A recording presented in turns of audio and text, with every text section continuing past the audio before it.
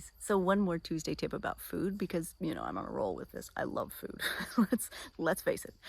Um, so I don't know if you're like me, but I get bored with the food that I eat all the time because I eat it all the time, right? Like I have my maybe 20 go-to recipes that I kind of rotate through, and I make big batches of things, right? Like right now we've got a giant batch of chili in the fridge and a giant chopped salad, and those will last a few days, right? So by the time we're finished with it, we will be so sick of it. That's life, right? Like that's the time for cooking that my life allows, and okay, that's fine. But I wanted to share one of my happiest food hacks with you. So this is from a cookbook called Well Fed. This was one that I discovered when I was living in Austin. The author was living in Austin at that time, and I think now she's moved overseas. But her name is Melissa Joulwan. I don't actually know how to pronounce that. Melissa Joulwan. There, you can see it right there. Joulwan. Anyway, she approaches food in such an incredible way. Now, this cookbook is paleo. I am not paleo, right? There's way too much meat in that diet for my constitution. I just can't do it. But I love her recipes, right? Because it eliminates a lot of the grains, it eliminates a lot of those things, and I can always modify them to have more veggies and less meat. But one of the things that she does that I think is just brilliant is a section called, you know how you could do that, right?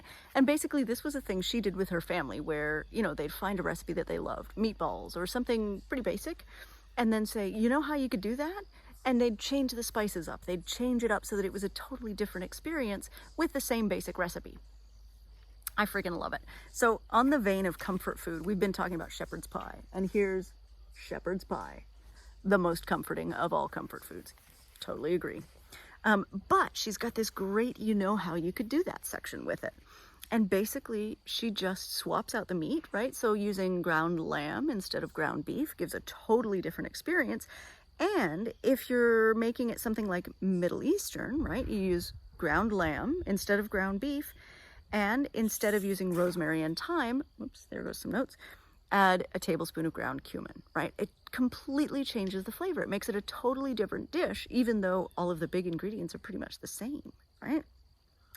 Also, if you want to make it Tex-Mex, right? Don't use rosemary and thyme like you would normally use. Add a tablespoon each of ground cumin and chili powder. Freaking awesome. I love Tex-Mex, and I love shepherd's pie. So we're happy, right? Like this is a great idea. But don't be limited by these ideas, right? You can make something completely different by changing the spicing. And if you've never done this, play around. See what works, right? Like add some cocoa powder to your chili or some cinnamon to your chili. See what happens, right? Food can be really fun. It can be a fun place to experiment. And, you know, if you're like me and you get bored easily, start to play. Also, if you want to check out more of Melissa's recipes, she has a blog called The Clothes Make the Girl. I think it's just theclothesmakethegirl.com. Not 100% sure about that. I'll try to tag her in the video so she can clarify, but it's fantastic, right? And she puts a ton of her recipes up there. So, and I believe there's a second one of these out now too. I think she's got a second cookbook, but yeah, great recipes and a great approach to food in terms of just being willing to like go with your taste buds. Love that. Okay, Tuesday tips. Bye guys.